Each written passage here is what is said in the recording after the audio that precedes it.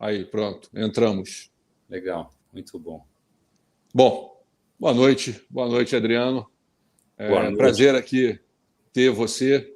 A gente não se conhece, mas o pouquinho aqui que a gente já se falou aqui nesses 10, 15 minutos antes aqui, já deu para ver que a gente tem um assunto inesgotável e, ao mesmo tempo, na pouca conversa que a gente teve, o brilho do teu olhar quando fala de tênis.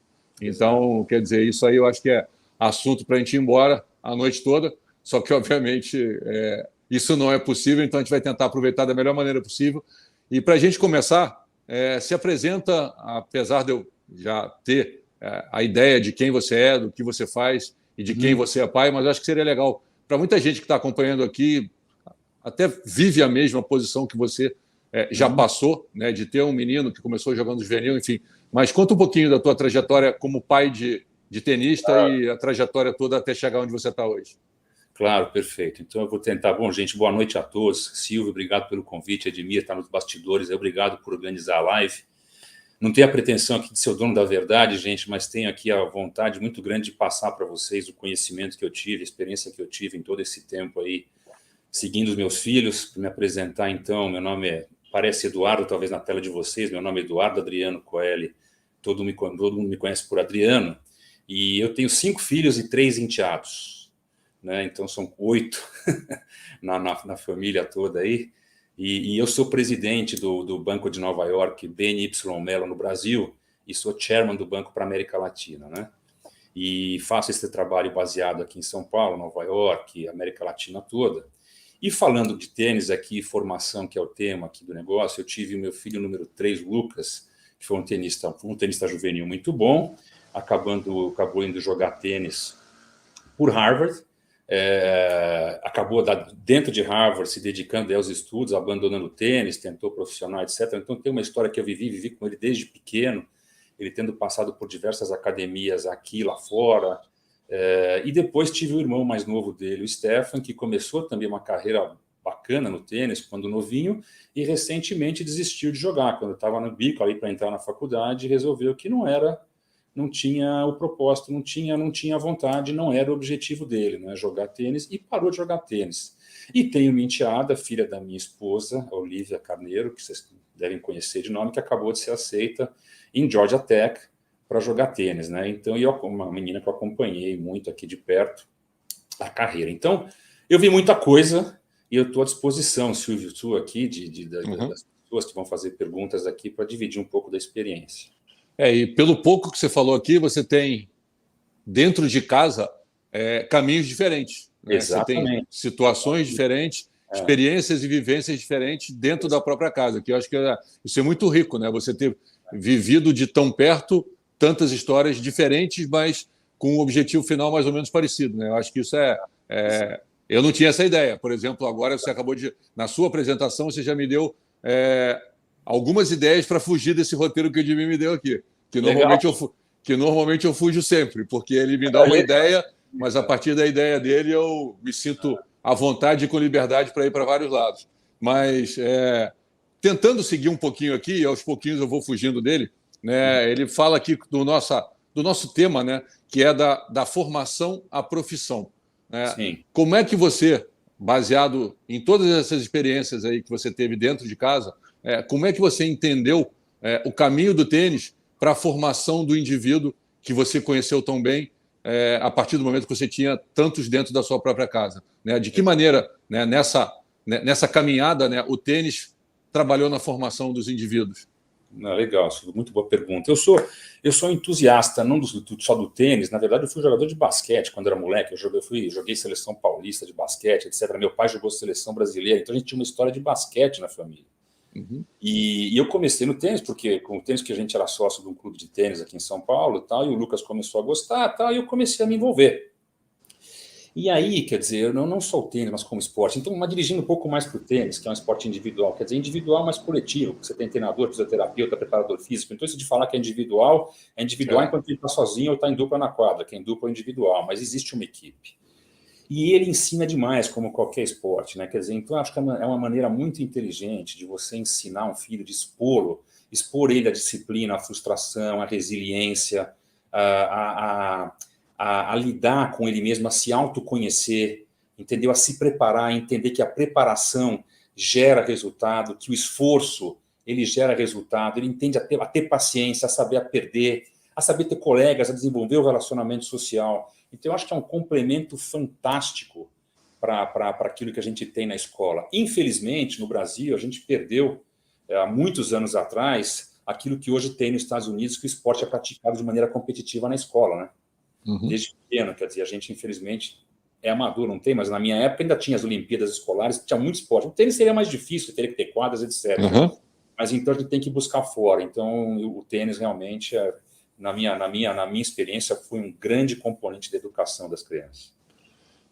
Indo para o lado, assim, acho que mais específico, né? Como que a educação formal, por exemplo, agora só para entender, no caso deles, ou da sua casa, todos estudaram presencialmente, algum fez online, como que foi? Foi um híbrido. Essa é uma excelente pergunta, porque a gente sabe tão bem que quando você entra no nível de tênis competitivos, o tênis é muito ingrato nisso. Quando você é um jogador de basquete, meu mais velho jogou basquete aqui pelo Pinheiros, foi campeão brasileiro, etc. O outro também jogou, e o jogo era de fim de semana. Então você jogava o campeonato por pontos corridos até o ano inteiro por fim de semana. O tênis é uma semana na Bahia, uma semana em Brasília, uma semana não sei aonde, quer dizer, quando eles são pequenininhos, tem o torneiozinho de final de semana. Depois a coisa vai ficando mais séria e tem que viajar.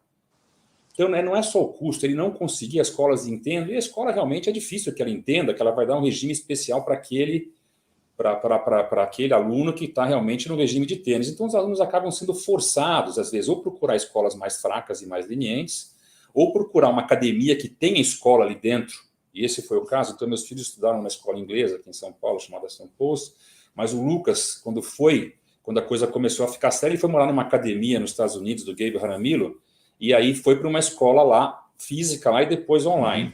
Isso em Porto São Lúcio, né? Em Porto São Lúcio, exatamente. E o Stefan foi para o Moratoglu. O Moratoglu tem uma escola física dentro da escola, mas quando você entra num time que eles chamam no Pro Team, um time mais competitivo, eles passam para a escola online, porque a agenda já quase que não permite mais você conseguir acompanhar. E a Karina, minha esposa, tem 2 filhos que jogam, a Olivia, que foi aceita, e o Nicolas, que estão na escola online brasileira, né? E que o Lucas também depois fez uma escola online americana, Laurel Springs, e exige muita disciplina, entendeu? Exige muita disciplina. A gente sabe tão bem hoje com esse chat de PT, etc. e tal, a molecada cola, né? Entendeu? Quer dizer, mas vai cansar, porque vai entrar na faculdade sem preparo. Então você tem que ficar em cima. Eu acho que você tem que olhar e medir o que está sendo feito, você tem que participar como pai, não é jogar o Deus da nada. Está na escola online, eu sei que está passando de ano, porque as notas vão vir boas, entendeu? Mas se você ficar em cima, principalmente em matemática, que depois vai fazer um SAT, os exames que são necessários para entrar na faculdade americana, ou então para seguir a faculdade americana, até uma vida profissional, você tem que ter base. Então meus filhos tiveram isso, eu faria a transição para uma escola online, se necessário, só quando realmente a escola física não está sendo possível. E tem um ponto que você falou, né? Você tocou da importância da escola, do estudo, para todo o futuro dele, mas até para o tenista, a escola é importante, né? Porque, assim, uma frase que eu gosto muito de falar, ela é meio grosseira, mas não tem tenista burro. Não tem. Você não joga tênis se você não pensar. E se você não se educar a diariamente estar pensando, e pensando fora da quadra, pensando numa sala, ou pensando num computador, ou pensando em conjunto num grupo de estudo, você tem que estar pensando, você tem que estar mexendo com o seu cérebro para que ele evolua, para que você possa, numa hora que for exigido dentro da quadra, comece a pensar, saiba como pensar e organize mentalmente o seu raciocínio e o seu pensamento. Então não dá para achar que eu vou dar um jeitinho. Não tem jeitinho. Não tem, perfeito. E, irmão, a gente vê quantas histórias de atletas aí, vamos citar o boxe como exemplo, por exemplo, que perderam tudo, que ganharam milhões e milhões e milhões e não tinham educação nenhuma e perderam tudo.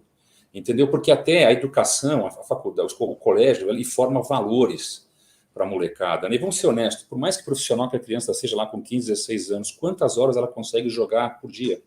Entendeu? Ou então que vai jogar um torneio lá fora, ela joga um jogo de manhã, vai jogar talvez uma dupla à noite, ou o que for, ela tem um tempo inteiro livre. Se deixar essa criança, esse jovem à toa, é um crime. Então, você tem que colocar lá estudo, tem que colocar metas, e eu acho, na minha opinião, que isso depois vai se reverter num sucesso futuro profissional. Sim. Ainda tem o lado, acho que, social, né? Por isso você coloca, né, que o quanto possível for postergar e empurrar para frente presencialmente, o quanto mais, ele vai... É importante para ele, depois de 5, 6 horas de treino, tudo que ele tem que fazer, conviver, encontrar, ter que aprender a conviver em grupo e pessoas, porque a vida dele no circuito vai ser assim, e se ele não escolher tênis e for fazer qualquer outra coisa, ele vai ter que conviver com pessoas. Não poderia concordar mais. Perfeito. Aqui, eu vou meio que seguindo e fugindo, tá? Para a gente atender o Edmir e, ao mesmo tempo, ficar um pouco mais livre. Mas de que forma a participação em eventos esportivos, no seu caso, que você acompanhou de perto, né, de que forma essa participação nos eventos esportivos influenciou na formação da educação dos seus filhos e enteados? A educação formal mesmo, a educação do indivíduo, da pessoa. Eu acho que é a primeira parte de valores, entendeu? E posso fazer uma parte, ela educa não só os indivíduos, como educa os pais, entendeu? Porque muitos de nós achamos que estamos preparados, atletas que fomos, ou aqueles, inclusive caras que já foram jogadores de tênis, a gente vê umas coisas em torneios que são impressionantes, e você sabe disso. Olha, Adriano, eu acho que eu vi mais que você. Viu mesmo? É uma coisa Então, acho que as primeiras coisas que elas vão aprender, quer dizer, primeiro ela vai... O torneio, participar nos eventos, nada mais é do que ela colocar em prática aquela preparação, aquilo para a qual ela se preparou. Vamos fazer uma analogia com a empresa? Você trabalha e você faz uma apresentação para o seu chefe. Você trabalha e você ganha um cliente. Você trabalha e você desenvolve um projeto. Então, quando você tem, quer dizer, quando ela vai para a competição, vai mexer não só com a parte estrutural neurológica dela, como vai mexer muito com a parte emocional da criança, né? Porque treino é treino, jogo é jogo, né? A gente sempre ouviu isso desde criança, aquele frio na barriga, lidar com aquilo, perder, ganhar, observar o comportamento de outros atletas mais velhos, mais novos. Geralmente as crianças têm os ídolos, né? Começam a observar até falhas de caráter. Quantos torneios a gente não foi que o nego te rouba uma bola? Vem aquele saque dentro da linha, out, ponto, no match point. E aí a criança perde a cabeça, vai se autoconhecer, vai ter um autoconhecimento também, se ela tiver um bom coach ou um bom pai também, que tem essa reflexão, que não saia da quadra e falou, você perdeu porque o cara roubou. Não, vamos ter uma reflexão aqui, filho. Uhum. O jogo não foi daquela bola. O jogo tem 6. Exatamente. O jogo é um jogo, cara, enorme. São 3 sets, melhor de 3. Não vem por a desculpa, não vamos pôr a culpa no juiz. Vamos entender o jogo. Vamos começar. O que você achou do cara que roubou aquela bola? Então, formação de caráter, entender o resultado da preparação, ser honesto consigo mesmo, não inventar desculpa para a derrota. Eu perdi o jogo porque o cara roubou. Eu perdi o jogo porque ele era maior. Eu perdi o jogo porque o cara é gato. Eu perdi o jogo. Cara, você aceita talvez que você perdeu porque você estava menos preparado? Porque ele jogou melhor? Está cheio disso, de inventar desculpa, entendeu? Ali embaixo começa com aquela famosa, né? Eu perdi porque ele deu balão. Né? Total. Ali embaixo. Palueiro, etc. Não, então, e a minha resposta é muito direta, né? Quando o menino ou a menina fala: olha só, se você perdeu para alguém que deu balão, você foi muito incompetente, porque balão, né? Balão, teoricamente, é tudo que todo mundo quer. Receber uma bola devagar, lenta na mão, que você pode fazer o que você quiser. E eu sei que é difícil, né? Quem joga tênis sabe que é difícil você encontrar o tempo da bola quando ela está descendo para devolver. Mas você não está sendo atacado. Que coisa legal você não ser atacado. Você poder jogar uma bola que não te ataca. Então, sabe, você está dando volta no problema. Você não está querendo enxergar o problema. E isso é importante que a criança entenda isso desde muito cedo, né? Que aquilo ali não é uma motivação para que aquilo aconteça. Ele tem que encontrar uma solução. Exatamente, mas sabe o que eu acho que é uma das coisas principais que eu tentava falar para os filhos, que eu tento conversar com eles, que qualquer coisa que a gente faz na vida, mas principalmente o tênis, é você contra você mesmo. Então, às vezes, você sai da quadra se colocando na posição de vítima, etc., mas você fala, escuta, quantas duplas faltas eu fiz? Eu melhorei aquela direita que eu estou treinando? Eu tive controle emocional? Na hora que virou no jogo, eu consegui bater uma bolinha a mais, eu consegui ir para a toalha. Eu usei aquilo que eu pratiquei de fazer, que meu treinador falou, dá uma respirada antes do saque. Aproveita aquele momento que você está ganhando. Ou esfria o jogo na hora que o cara está ganhando. Amarra o tênis. Quer dizer, eu mantive aquele equilíbrio emocional. E se eu não mantive, será que eu vou melhorar? Como é que eu vou melhorar para o próximo? Então, essa busca, eu acho que a competição, ela testa o cara para que ele possa melhorar. Ela é uma maravilha, é uma grande oportunidade para que você possa melhorar. Para mim, ao longo desses anos todos, né, ficou muito claro que são etapas, né, que você tem que, como em qualquer área, qualquer caminho, você tem etapas. E a primeira etapa do moleque, do menino ali com 10, 12, é você não perder. Né? Na sequência da etapa que você aprende a não perder, que na verdade é para você mesmo e não para o outro, né? Você primeiro aprende a não perder. Depois você tem que aprender a fazer o outro perder para você. E Exato. só depois você vai aprender a ganhar dele. Porque você não tem armas com 14, 15 para ganhar de ninguém. Dificilmente, né? Pode ter um fenômeno, um Alcaraz da vida, mas eu acho que primeiro você aprende a não perder, ou seja, você se dominar para não perder. Depois você tem que entender, de alguma maneira, que o seu adversário pode ser derrotado através de você fazer ele se derrotar, que é a forma inteligente de se jogar tênis, eu acho, que um 14 para 15 anos, para quando chegar no 18, ou começar a jogar ITF, seja lá a idade que for, aí sim você começa a buscar vitórias ganhando o jogo. Só que todo mundo quer pular a etapa, e você não pula. Se você pular, você cai. Você vai cair. E aí não tem jeito. Você falou um negócio fundamental. E isso é próprio de uma juventude imediatista hoje, que é o pular etapa. É o pular etapa. E alguns pulam. Ilusoriamente, os muito talentosos, ou as crianças que têm a puberdade precoce, por exemplo, a gente cansa de ver isso. Aquele menino com 13, 14 anos que já está barbudo, aquela menina que já está com 1,80 m, forte, e ela pulou etapa. Não é que ela pulou etapa, ela amadureceu mais rápido.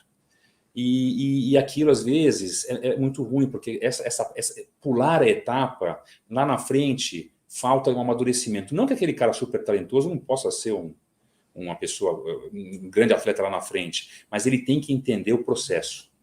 Ele tem que entender que tem um processo. Que entre aquilo que você quer ser lá na frente, aquilo que você começou a fazer, essa parte de motivação, no meio aqui tem o trabalho. No meio tem o esforço. E isso não é próprio da geração só de atletas. Assim, a gente vê no nosso mercado profissional, a molecada quer hoje sair de uma faculdade, eu vou drop out, eu vou sair, vou montar uma startup e vou fazer um IPO, vou vender por 1 bilhão. E tá cheio, tá cheio. É uma minoria, mas o espelho deles é esse. O cara esquece. Na minha época, você entrava no banco, tinha que chegar às 6 horas da manhã com o jornal lido, ficava na ponta da mesa, lá com a máquina batendo operação de mesa de operações financeiras. Pô, era um trabalho duro, mas você passava por aquilo para entender o processo. Hoje, obviamente, com automação, com inteligência artificial, com uma série de coisas, boa parte desses trabalhos sumiram, falando aqui da parte profissional. Isso não quer dizer que você não tenha que entender o processo. Então, eu acho que isso vale muito para qualquer esporte. O Kobe Bryant falava muito disso. Você tem que entender o processo. A vitória lá na frente é uma coroação, é uma consequência natural de você melhorar todo dia. Ponto. Tem um ponto que hoje eu não estou mais no dia a dia, né, na rotina do treinamento de competição. Eu tenho a minha escola aqui em Niterói, mas eu não estou mais acompanhando. Ficou inviável nesses últimos 12 anos que eu estou na televisão, porque as transmissões envolvem semanas, às vezes viagens, final de semana tem sempre transmissão, então ficou inviável acompanhar. Mas uma rotina, quando eu estou com algum juvenil, com algum jogador, da molecada sempre, e hoje principalmente com televisão e internet e todo o acesso de informação que se tem, da molecada se impressionar e querer jogar da maneira como eles veem quem está jogando.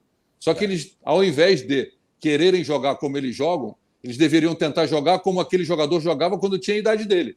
Isso sim é uma realidade. Né? Não adianta você querer, com 12, 14, fazer o que o Alcaraz faz. Você tem que tentar fazer o que o Alcaraz fazia quando tinha 12, para poder chegar com 20 e fazer o que ele faz. E não esquecer que tem 8 anos entre os seus 12 e os 20 dele. Né? Isso é um fato muito concreto para mim. Exato, Silvio. E se preparar para o processo. Porque não há quem tenha sucesso, que quem queira fazer alguma coisa realmente meaningful, que a gente chama em inglês, que seja realmente significativa, que não tenha que ser devotado ao processo. Não tem conversa. É você não comer tudo que você gosta, é você postergar a festa, é você dormir cedo. Não tem isso. Aí o cara vem com aquela desculpa, não, mas o McEnroe tomava uísque, não, o fulano de tal tomava vinho. Bullshit, total, não existe. Pode tomar um vinho numa comemoração. O cara que não segue uma rotina disciplinada, ele não chega. Ele pode ter sorte em um outro momento, mas se você vê histórias de Michael Jordan, Kobe Bryant, todo atleta de sucesso, o cara tem uma rotina de treinamento, de disciplina, de alimentação, de sono e tudo mais, não tem conversa. Ele cumpre uma rotina para ter um resultado final. Eu acho que a competição é o que mais ensina. Na vida profissional é exatamente isso. E a exceção, ela não pode ser a referência. Né? Você não pode se basear numa exceção para tirar aquilo como referência. Teve um, sabe? Você teve um, mas tudo bem. E nem esse um é aquilo tudo que falam. Né? Eu acompanhei muito da trajetória dele e ele não era metade do que falam que ele era. Porque eu estava lá, eu estava na academia. As lendas que os caras colocam as lendas, entendeu? que ele quebrava tudo porque ele estava indignado que o juiz estava errando contra ele. Mas ele em nenhum momento se achava como você vê um menino, uma menina, dizendo a minha direita não está entrando. Ele nunca se depreciou. Ele nunca disse a minha direita não está entrando. Ele ficava indignado que aquele cara do outro lado estava ganhando dele, porque aquele cara não podia ganhar dele, ou porque o árbitro estava sentado numa cadeira e não podia errar uma marcação. Mas em nenhum momento ele era negativo, foi negativo ou se depreciava. Então as pessoas distorcem muita coisa para poder meio que se auto... tudo bem, eu posso, porque ele fez, eu faço. Mas pô, não é nada disso. Então, muito importante isso, não pegar os exemplos errados para inventar uma desculpa para nossas más atitudes. Aquele cara que fuma, mas fulano de tal fumava, era atleta. Hã? Então não venha achar que a gente chama de confirmation bias em inglês, né? Quer dizer, um viés de confirmação para uma história errada. Não tem nada demais. Para. A regra é disciplina, consistência. Essa é a regra. 99% dos caras que vão ter sucesso, esse é o método. Essa palavra que você falou, para mim, ela é fundamental, acho que em qualquer área, né? Eu estou dentro do tênis, mas eu imagino que seja. A consistência, para mim, ela é fundamental. Né? Você ter a disciplina de conseguir manter a consistência todo dia, fazendo cada vez, se possível, o melhor que você fez do dia anterior. Superando todo dia. Não adianta, hoje eu não estou bem. É o melhor dia para você ir lá e tentar fazer melhor. O dia que você não está bem, o treino hoje, eu não estou sentindo bem a bola. Se vira. Não vai para a linha, vai para o meio. Mas não erra porque não está bem. Não erra porque não está sentindo. Na hora que você treinou isso, essa situação vai aparecer no jogo da vida. Sim. Não só no jogo de tênis, como na vida. E aí você vai ter autoconfiança, porque você criou um caminho neural aqui que você sabe que você pode fazer.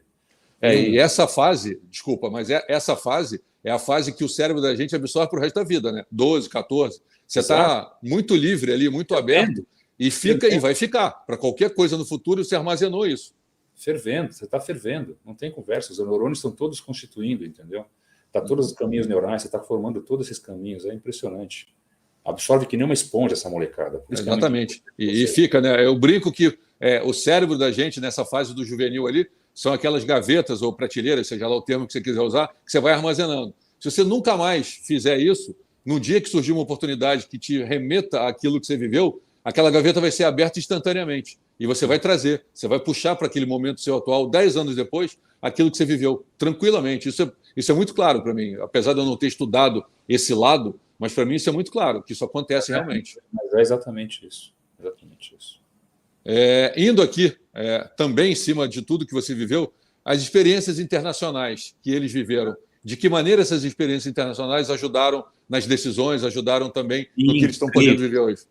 Incríveis. Eu tive um pouco de sorte também, né, de poder ter tido recursos para poder enviá-los para jogar fora, viajar, viver em academias. Quer dizer, isso aí, eu sou muito grato a poder ter proporcionado isso, né? Quer dizer, não são todos que conseguem. A gente sabe a dificuldade que a gente tem hoje morando no Brasil de formar um atleta no tênis, porque o cara tem que jogar torneios internacionais. Se ele mora na França, você tem do lado ali, o cara pega um ônibus ali, um trenzinho, o cara tá jogando torneio todo final de semana, se ele quiser, em altíssimo nível. Aqui a gente sabe, né, Silvio? Eu acompanhei aqui, quer dizer, tinha que ir para fora, porque depois de 12, 13, 14, são os mesmos caras, são as mesmas meninas. As meninas, por exemplo, acabam sobrando 5 meninas, 6 meninas.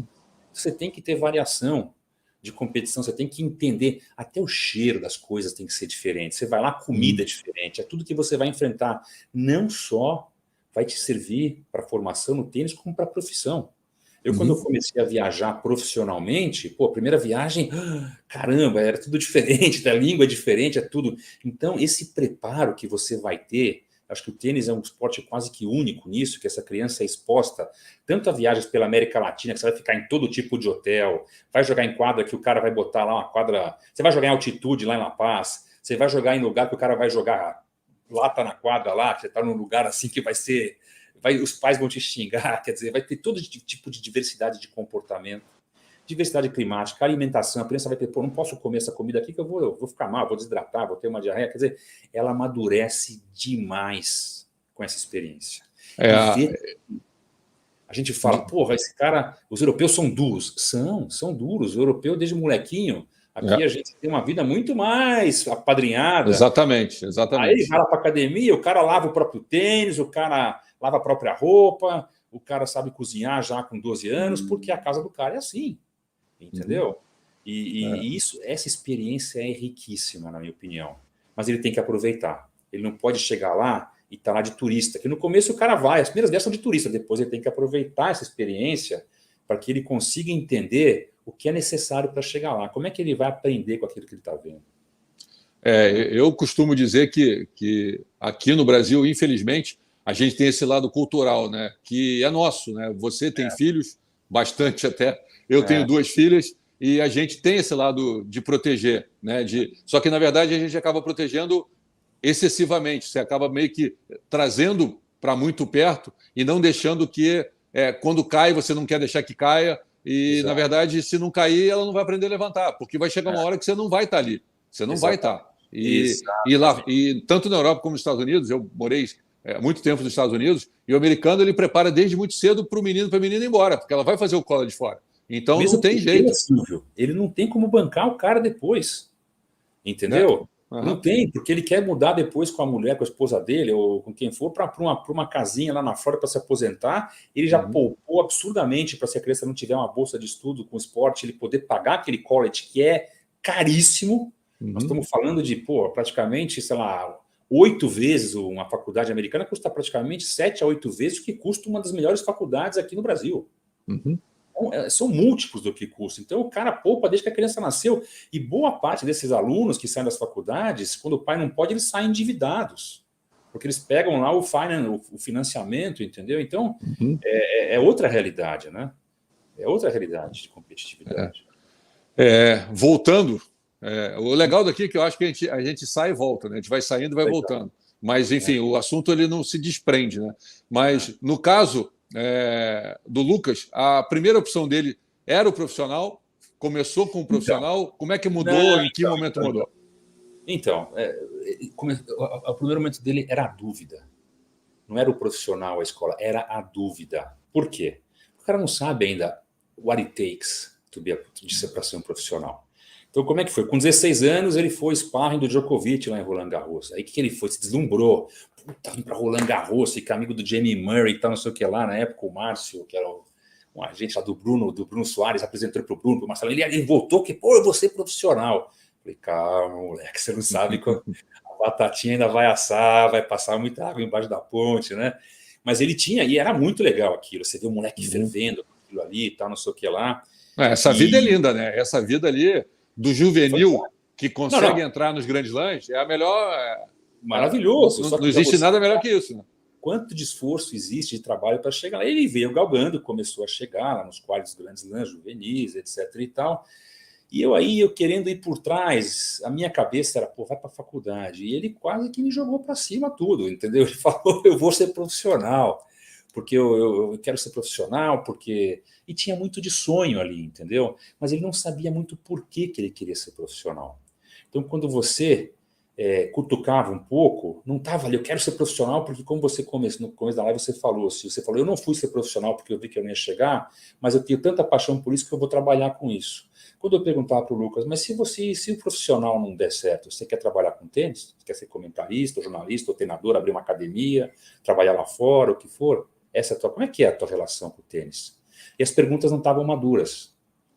Entendeu? As respostas não estavam maduras, perdão. Não, então eu começava a perceber e deixava ele ir, ia cutucando. E aí eu recebi essa ligação, né, tive um contato lá. Aí começaram, quando a criança, você sabe tão bem quanto eu, quando o atleta vai lá jogar Orange Ball e torneios internacionais, é uma chuva de treinador lá, de recruiter, né, dos coaches lá. E o cara de Stanford deu um cartão para o Henrique, na época o Henrique Pinto Silva era o treinador dele. Henrique, olha, o cara de Stanford veio falar com a gente, o cara de Penn State, o cara de não sei o quê. Eu falei, filho, as portas para a faculdade estão se abrindo. E elas vão se abrir por um tempo. Depois, se você for jogar profissional, você ganha preço, você não tem volta, você tem que tomar uma decisão madura aí. E eu já ficando meio nervoso que ele queria escapar da faculdade, quer dizer, que queria tentar o profissional. Até que ele foi fazer, então, uma visita a Stanford e foi fazer uma visita a Harvard. Uma entrevista, e em conversas que eu tive com o treinador, ele foi fazer. E aí ele viu o que era esse ambiente universitário. Ele viu as quadras, viu tudo, e ele meio que se encantou. Ele ia tentar, e ele acabou indo para Harvard, né? Acabou indo, só que chegou lá, ele viu o What It Takes, que eu te falei, ele vinha de uma escola online, que não era ruim, era um menino muito esforçado, muito bom aluno, tinha notas boas e tal. Mas, pô, era Harvard, entendeu? Ele falou, foi fazer a primeira prova dele de filosofia, ele tirou D, uma coisa assim, se eu não estou enganado. Ele ficou em pânico. Ele falou, porra, eu nunca tirei um D na vida. E o cara chega lá, olha, a prova é daqui semana que vem, é um livro de 400 páginas. O cara não estava acostumado com aquela rotina, entendeu? Por mais que estudasse. Os caras, ele falou, pai, os caras que estão no time de tênis são campeões olímpicos de matemática, campeão de física. E eles são o seguinte, comparado com eles aqui, eu sou um tennis player, eu sou um jogador de tênis, talvez fenomenal perto deles, mas eu sou um ok student perto deles. E os caras são fenômenos students. E aí ele trancou o primeiro ano e foi tentar jogar o profissional. Ele ficou em dúvida. E ele foi tentar jogar, foi para a Turquia, etc. Durou muito pouco tempo, ele voltou e falou, não quero essa rotina. E voltou para a faculdade. Porque ele fez lá, você pode trancar, né? Você faz um semestre lá, quanto tempo ele fez, não lembro. E ele voltou, e eu falei, respirei. E aí ele jogou pela faculdade um tempo, mas só que ele se encantou com o estudo. E ele parou de jogar na faculdade para se dedicar só ao estudo. Primeiro porque a Ivy League, Harvard, essas universidades, Harvard, Yale, Princeton, etc., elas não dão bolsa de estudo esportiva. Elas ou dão uma bolsa acadêmica para essas pessoas superdotadas, né? Ou elas dão bolsa que eles chamam need basis, né? Que você tem que provar que você não pode pagar a faculdade. Stanford dá bolsa esportiva, Duke dá bolsa esportiva, mas as Ivy Leagues não. E tem outra coisa, não vou falar que as outras são lenientes, mas, por exemplo, algumas faculdades que jogam na Divisão 1, apesar de Harvard jogar na Divisão 1, por exemplo, Duke, ela vai dar um tutor para o atleta, ela vai dar um regime especial para aquele atleta jogar, porque eles querem competir em altíssimo nível. As Ivy Leagues, não. Ela fala, o problema é seu, você joga no time de tênis, aí você se vira nos 30, porque a prova aqui você vai ter que fazer junto com todo mundo, entendeu? Mas foi isso. Me estão perguntando aqui qual a escola online que ele estudou. Chama-se Laurel Springs. Laurel Springs. Que é uma escola muito bem aceita lá fora. Vamos lá. Viu? Não, pensei que tinha mais uma pergunta aqui. Na sua visão de executivo, como é que você atribui o papel do preparo da transição que ele hoje, ou que ele pode fazer, não só necessariamente seu filho, mas essa transição do mercado, dele sair de uma faculdade, o quanto o tênis nessa transição da faculdade para entrar no mercado de trabalho? O que isso, a soma disso, né? O que isso, como é essa ferramenta transformadora, né? Do que ele fez na quadra, para o que ele fez no college e o profissional que ele possa vir a se transformar? Então, eu acho que aí a pergunta excelente, Silvio, obrigado pela pergunta. Então, o que acontece? Você vê, a primeira coisa que ele tomou quando ele chegou em Harvard, perdão a expressão aqui, foi uma porrada, né? Já deram uma no fígado dele ali com D em filosofia. Ele falou, então aí eu acho que o treinamento de tênis, resiliência, saber se frustrar, saber tomar essa porrada, foi fundamental para o cara não ter um burnout. Quanta molecada vai lá para fora e burnout? Né? Tem aquele pira, deprime, etc. Então, eu acho que se você aprendeu aquilo que o esporte pode te ensinar, se frustrar, se preparar, trabalhar duro, ter resiliência, ter disciplina, ter consistência, você vai usar isso nesse momento. Tá? Então, isso é fundamental da transição do tênis para a escola. Quando você evolui um pouco mais na escola e vai para a parte profissional, e aí você vai entrar num ambiente extremamente competitivo, que é o nosso mercado de trabalho hoje, você bem sabe disso. Eu recebo hoje, eu vou te falar, me formei na Fundação Getúlio Vargas aqui em São Paulo. Quando eu ia no setor de estágios, lá no 6º andar da escola, que tinha 40 ofertas. Eu não tive problema de colocação profissional, sendo muito honesto. Hoje, a molecada reduziu violentamente o número de bancos, o número de empresas, quer dizer, então, muitos estão. Mas surgiu outra coisa muito bacana. Surgiu uma atividade, uma vertente empreendedora. Então, quantas faculdades hoje têm curso com o business de empreendedorismo? Essa molecada está muito empreendedora, coisa que na minha geração a gente não era tanto. A gente queria fazer uma carreira longa no Citibank, no JP Morgan, na Procter & Gamble, na Unilever, tinha o programa de trainee no Unibanco, no Itaú, etc. Então, isso mudou muito. Agora, um conselho que eu dou para aqueles que entram na faculdade, quer sejam tenistas, quer não, primeiro você já vai ser reconhecido como uma elite, vamos dizer assim, porque você é um cara que que os americanos lá chamam, em inglês, de high achiever. Você é uma pessoa de alto alcance, de alto potencial, de alta performance. Você vai ser visto como tal. Então, entregue como tal. Seja um cara que seja um exemplo disso. Se você é aquele cara de tênis que enche a cara, você vai dançar. Então, entregue como isso, mostre o que você veio. uma coisa muito importante, na hora que vocês vão procurar estágio, a molecada vai procurar os internships que eles chamam, uma coisa fundamental, desde que você entra na faculdade, começar a fazer networking. Começar a fazer isso vale para toda a vida profissional. Então, quem são as pessoas aqui da faculdade que eu posso me colar aqui para arrumar um emprego? Eu conheço aqui os ex-alunos, vamos supor um exemplo, dar um chute aqui, Duke, etc. Você vai ter no momento de um summer job, que eles vão procurar talvez empregos, aqueles que não quiserem jogar o tênis profissional, mas que se engajarem na faculdade, um passo fundamental para você depois ser contratado por uma boa empresa é fazer bons estágios e ser conhecido e você conseguir vender uma experiência posterior. E isso você consegue, porque você milhares de alunos mandando currículo para milhares de empresas.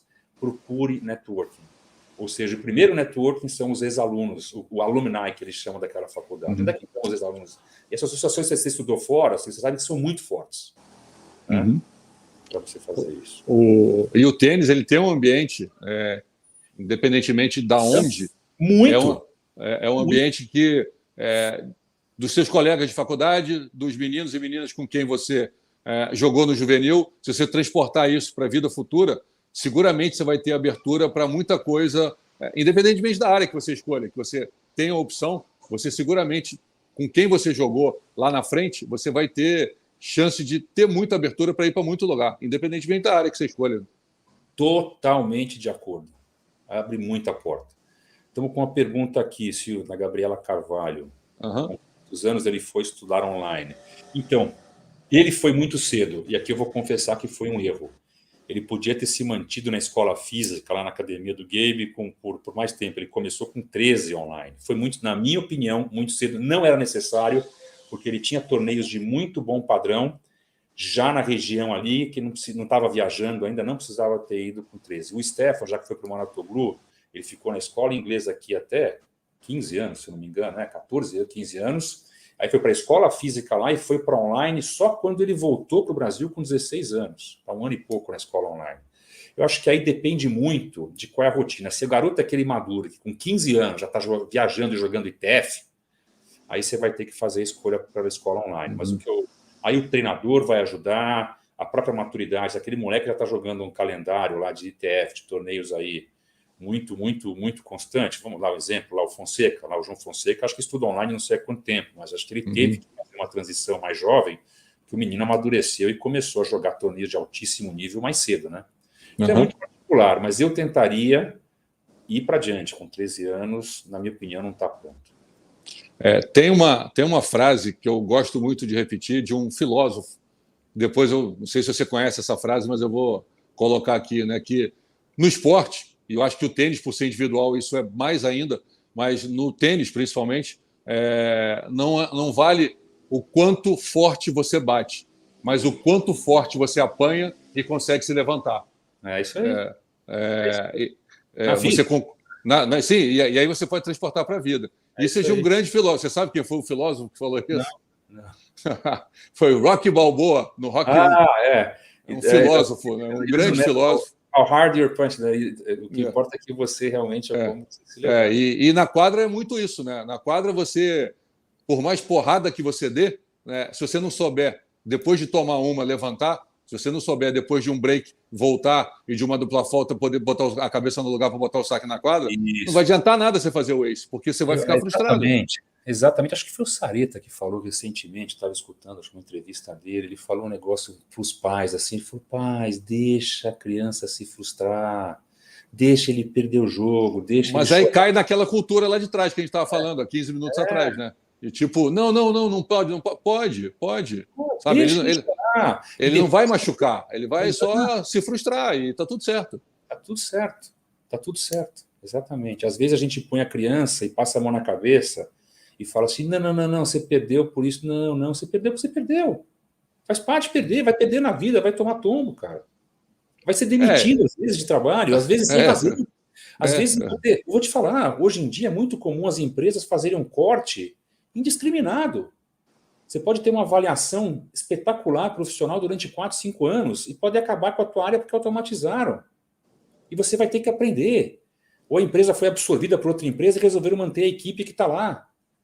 Então, se essa pessoa não aprendeu a se frustrar, não aprendeu a se levantar e buscar alternativas, ela vai deprimir.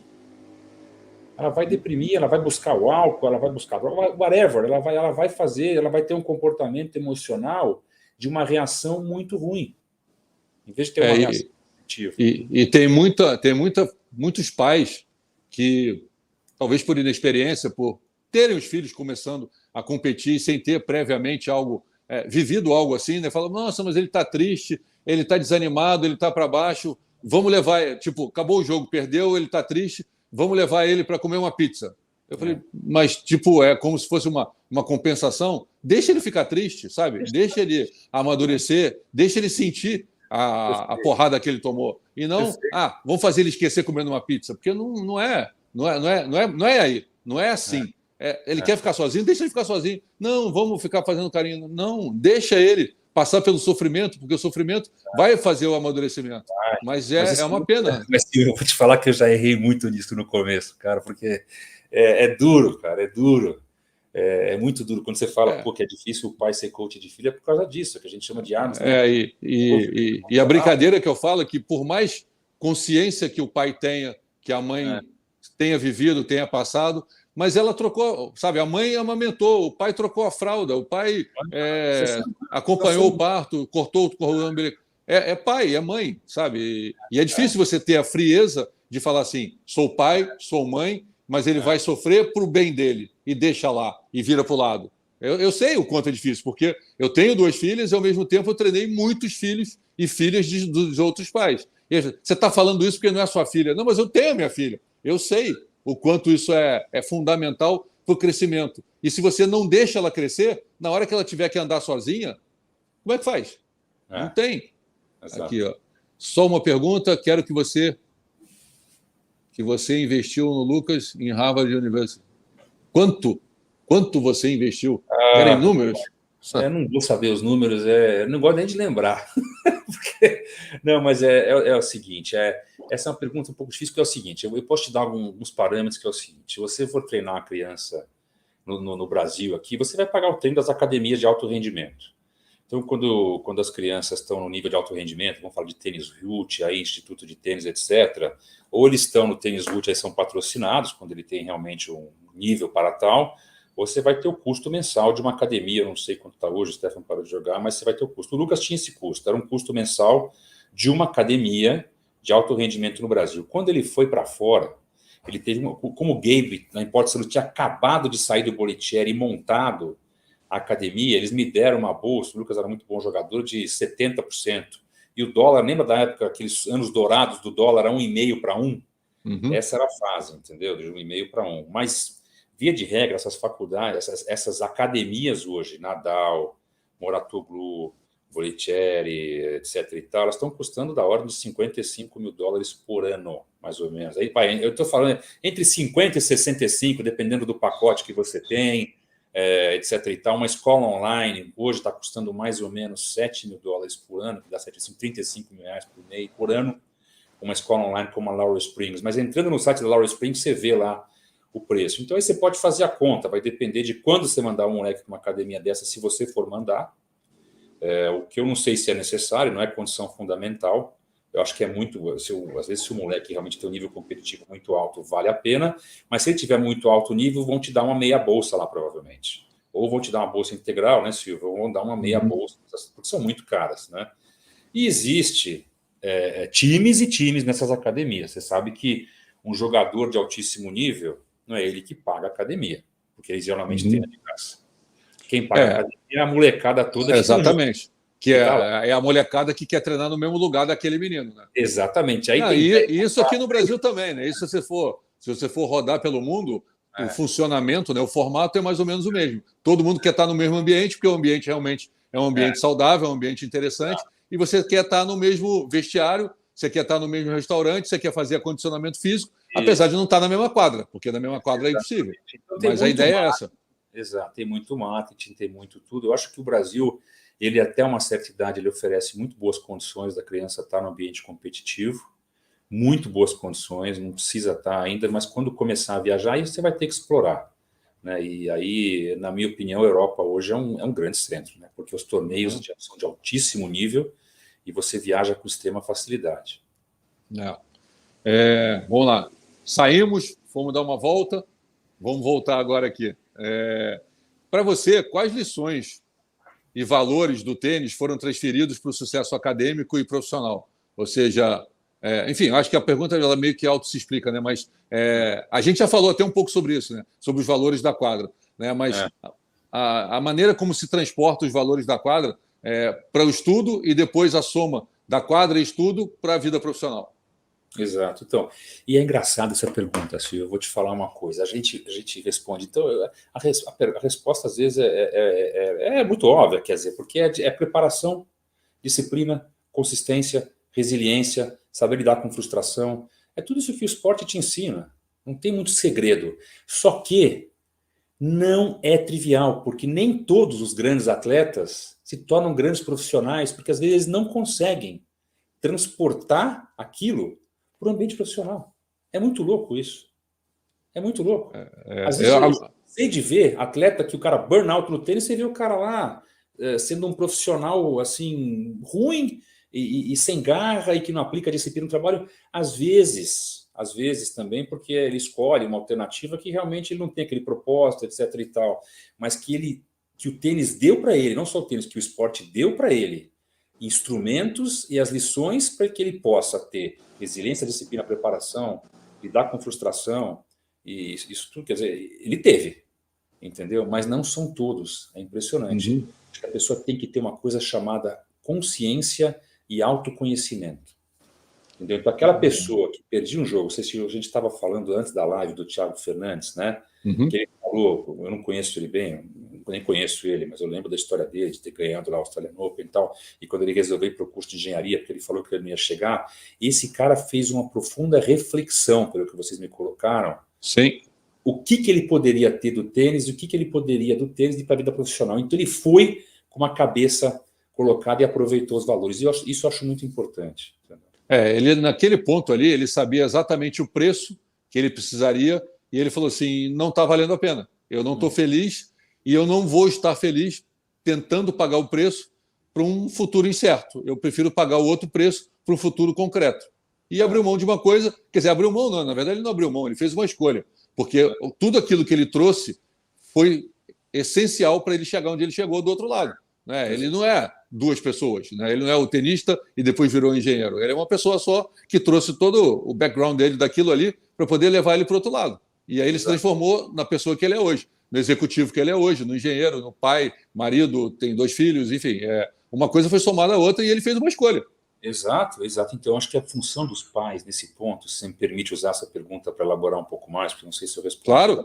Da forma que eu queria responder, a função dos pais é fazer aquela criança, aquele atleta enxergar, porque a gente fala, eu botei meu filho no esporte, que é ótimo, o esporte ele fica longe da droga, ele vai ter uma formação, ele vai aprender tudo isso.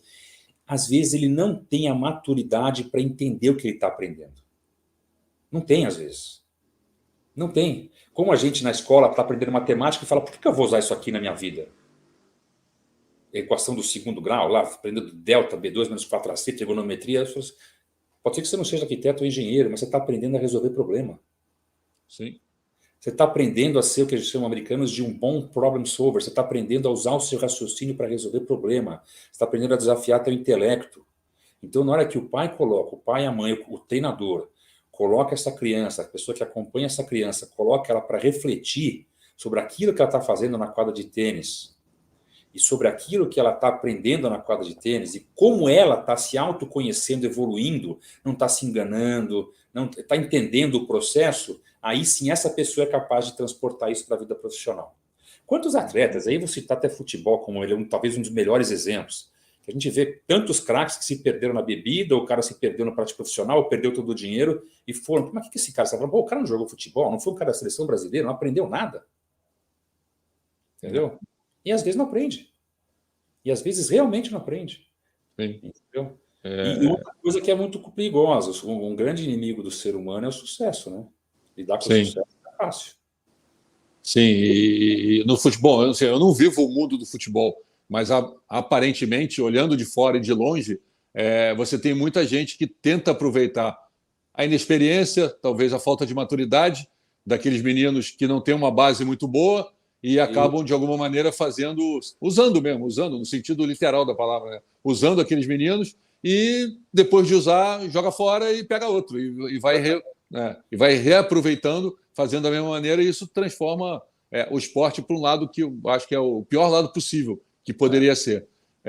Aproveitando esse lado aqui, agora uma curiosidade minha, que não está escrito aqui, mas o quanto no seu mundo, né, como executivo, no mundo corporativo, o quanto no currículo de um menino, de uma menina que chega ter feito esporte, ter sido atleta, o quanto isso hoje, no mundo atual, o quanto isso é importante, e dentro do mundo esportivo, o tênis é diferente? Ele tem uma visão diferente?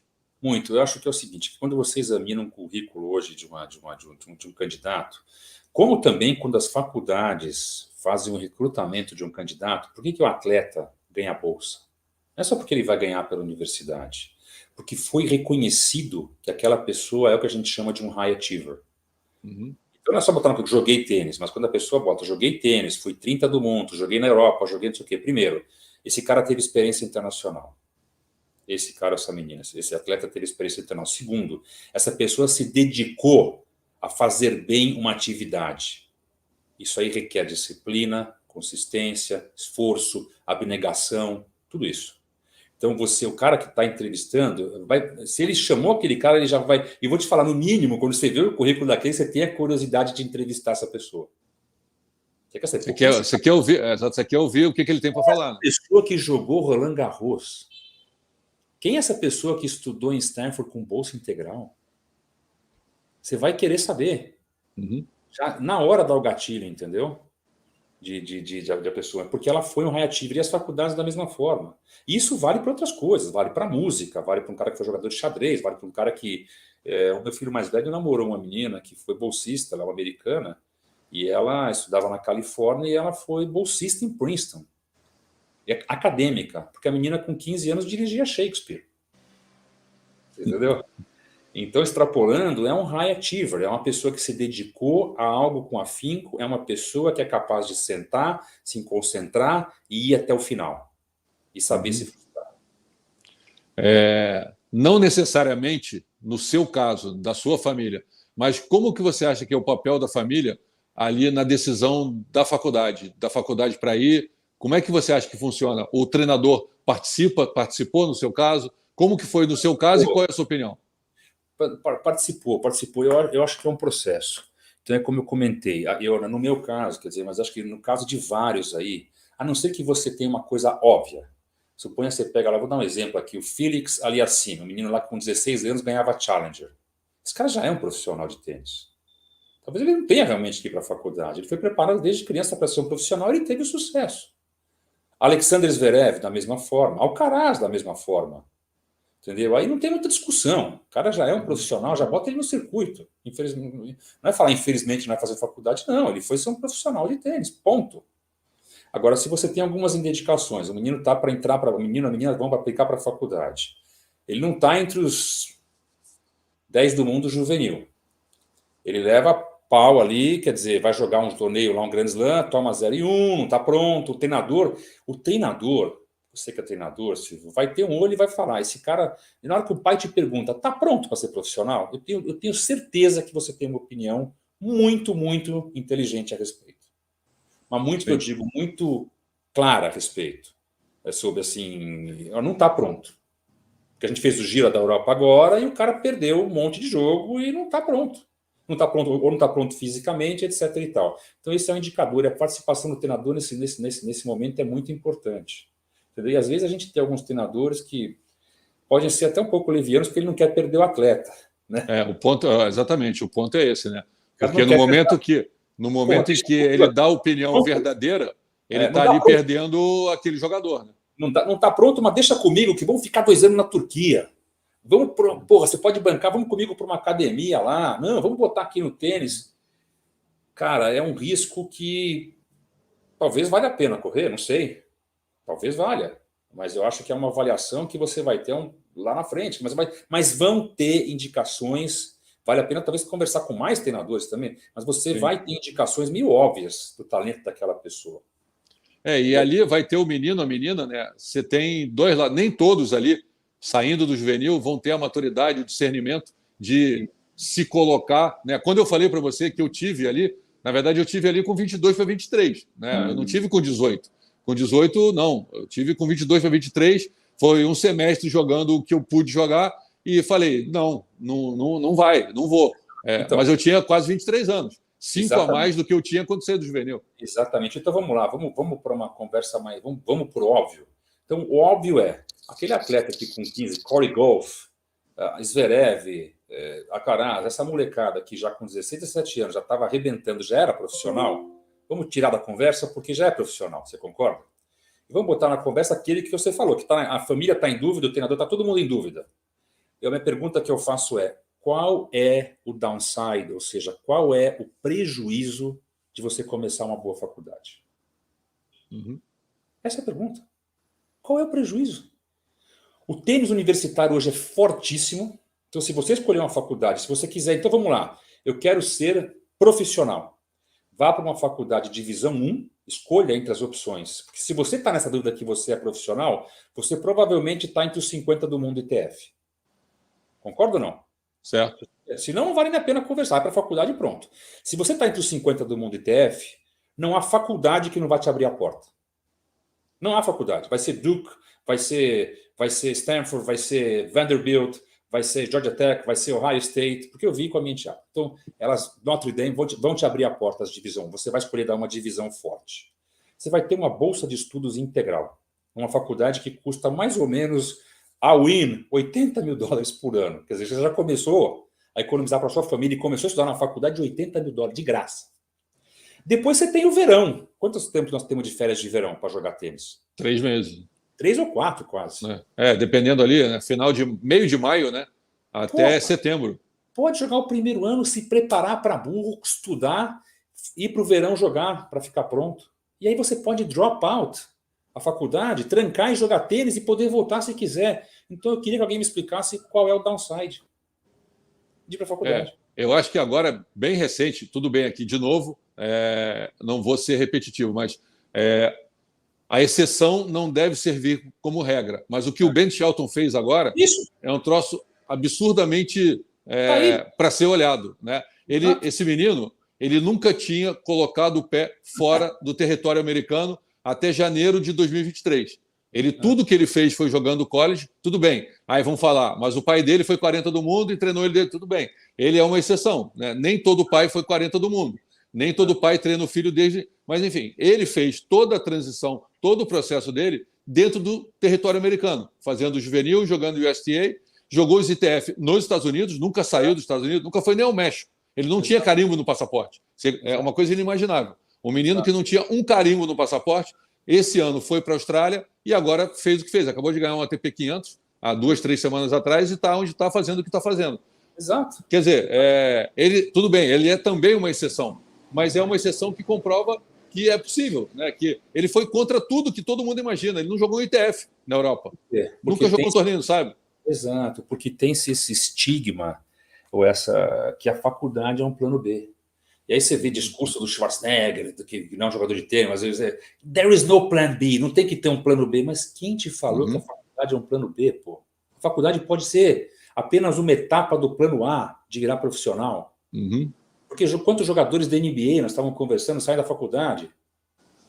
Entendeu? Agora tem cara que já no college, no high school, já tem 2,10 metros, o cara já é recrutado direto para a NBA. Mas tem cara que vai se preparar na faculdade.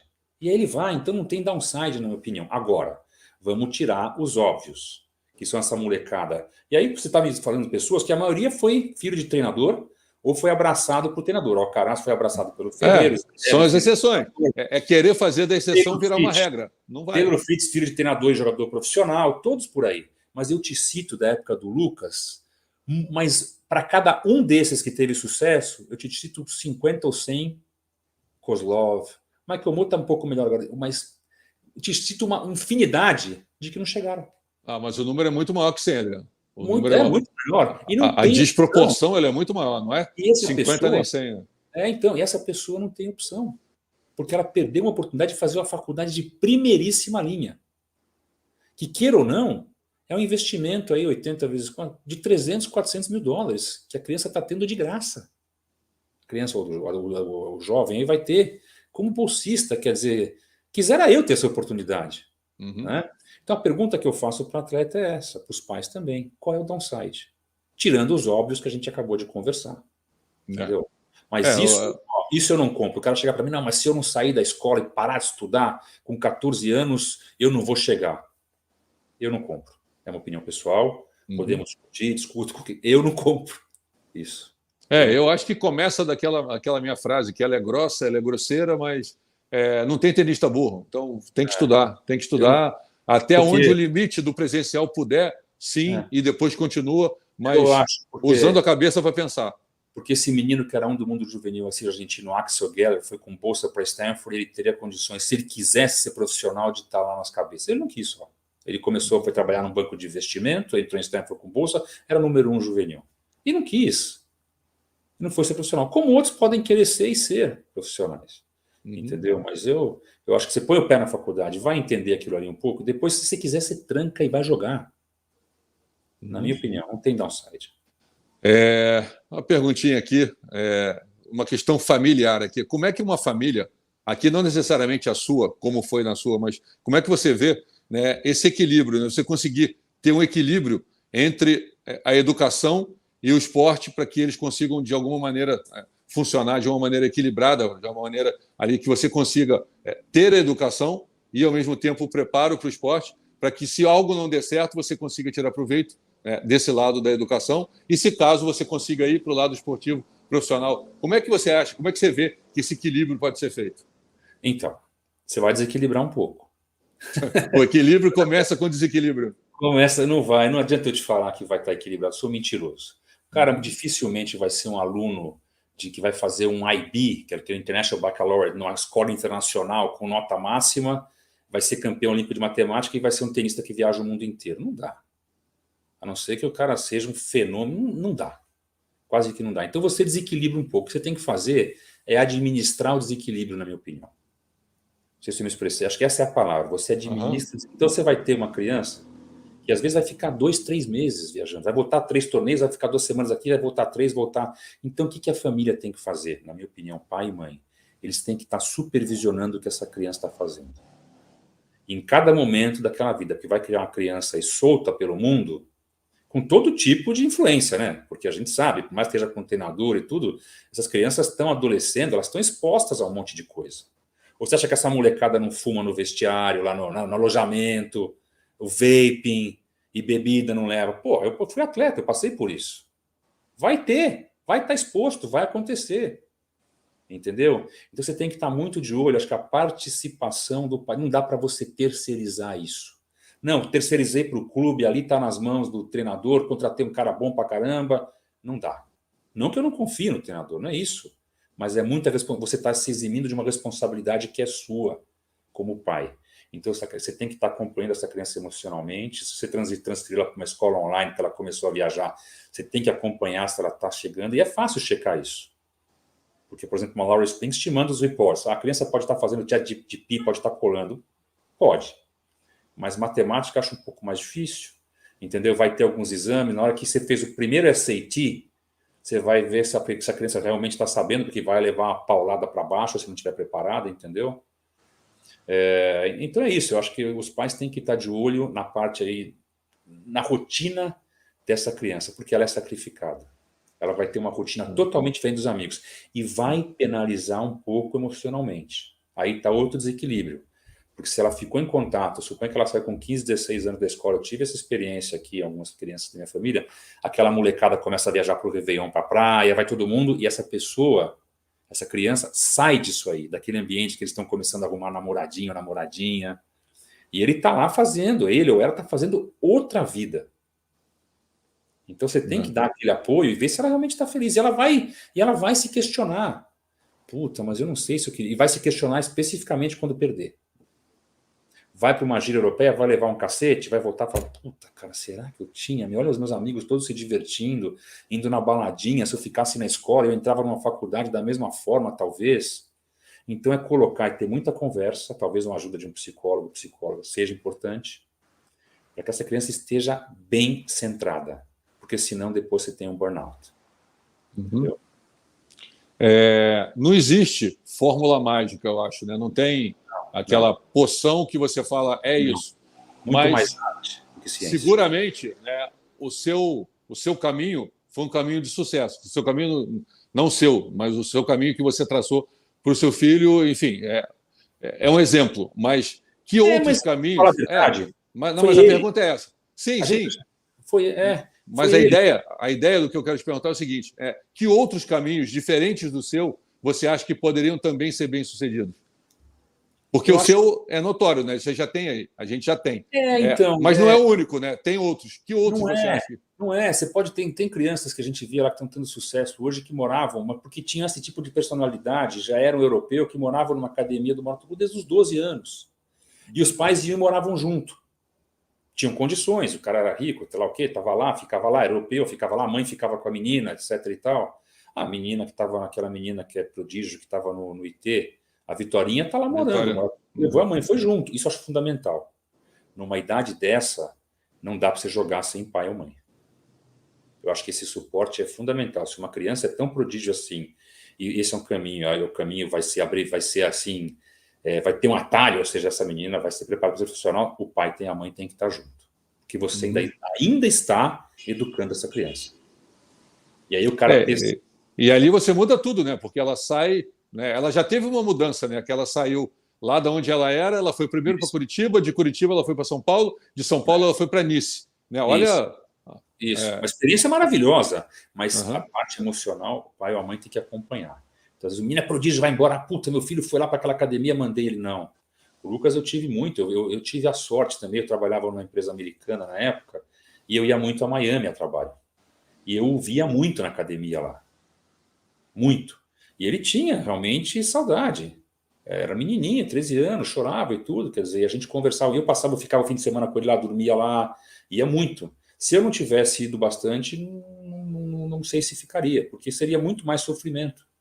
Ele se questionaria se valeria a pena aquilo, entendeu? Então, eu acho que os caminhos dependem muito, assim, que eu digo, da maturidade da criança, de quando você vai fazer essa transição para uma escola online, para fazer um ambiente mais competitivo, começar a viajar.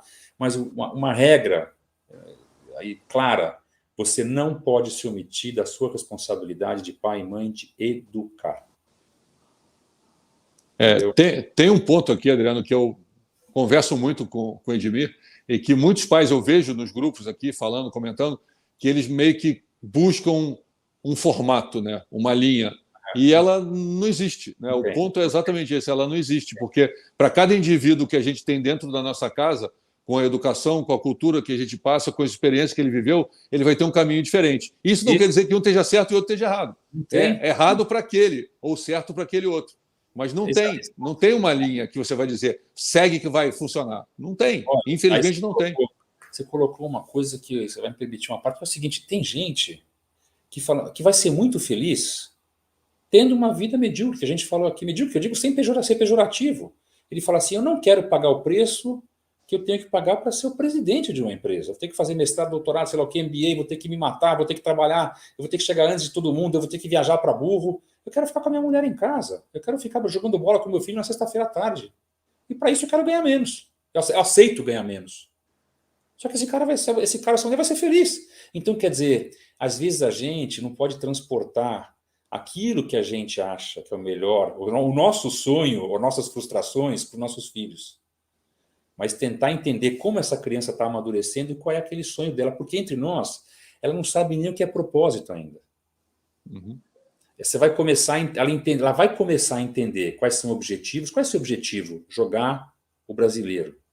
Então, quais são suas metas para jogar o brasileiro? Aí eu vou jogar 7 torneios, vou me preparar assim, assado, etc. e tal, vou viajar, jogar isso, fazer esses pontos, ter essas metas. Mas qual é o seu propósito? Hã? Com 14 anos? Como assim vai ser a resposta, né? Não tem ideia. E a gente sabe tão bem, quando a gente está mais velho um pouco, que o que move a gente a fazer as coisas é o propósito. E que demanda muito conhecimento. Entendeu? Aí, ó. A pergunta é de quem é o sonho, né? Do pai ou do filho? Então, exatamente. É um comentário, acho que não é nenhuma questão, né? Mas o filho sonha, e o sonho dele, quando ele é um sonho, às vezes é um sonho infantil, né? Quando eu era criança, eu achava que ia ser Michael Jordan.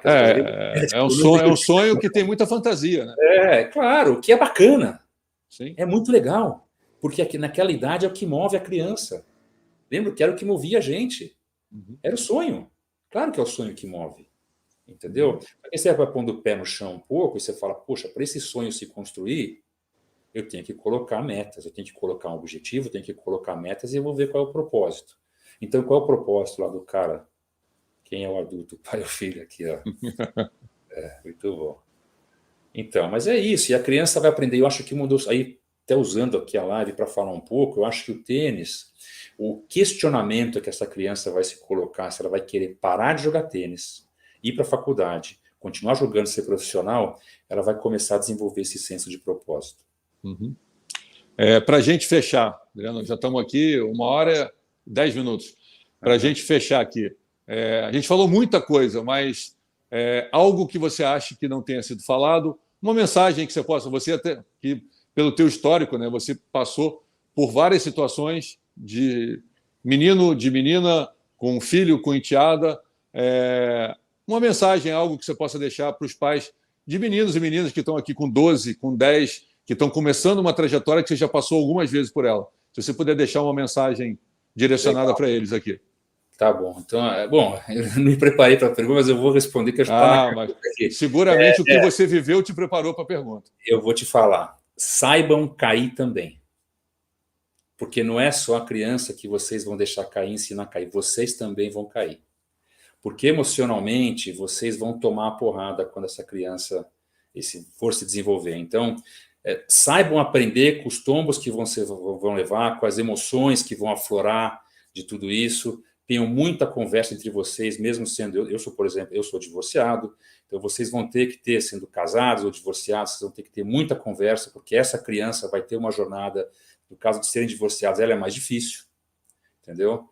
Então, quer dizer, unam-se como famílias e saibam que vocês também vão tomar uma porrada aí, quer dizer, vão sentir as dúvidas, vão sentir as dificuldades, tenham serenidade, deem um passo para trás e aprendam também vocês com a jornada. Perguntem-se o que nós estamos aprendendo com essa jornada. Questionem-se também, entendeu? Porque vai ser rico para todo mundo. Eu acho que essa é a mensagem.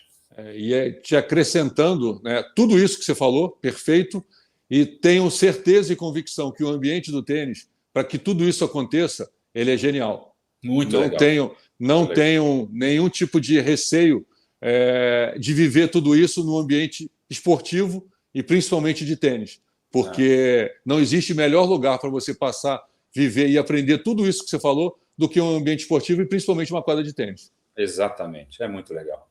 É um privilégio, Silvio. Exatamente. Eu repito isso, eu não sei onde eu estaria se eu não tivesse vivido e passado os meus últimos 51 anos dentro de uma quadra de tênis.